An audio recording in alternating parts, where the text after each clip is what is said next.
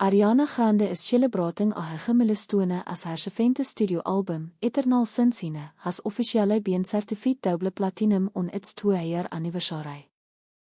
Since its 2024 release, the album has sold over 2 million equivalent units, proving its lasting popularity. Die celebration duizend stoptere 2 of the albums begist het also jaar net 9 certifications. Eis and wen double platinum.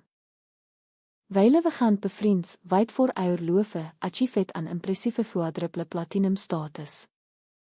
Both songs previews lei top het Billboard tot 100 verterkementing Ariana's dominanse in popmusiek.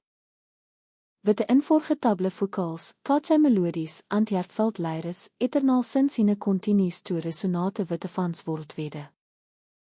Ariana Grande's enduring influence is undeniable, and the album's milestone is a testament to her impact and lasting connection with the listeners everywhere.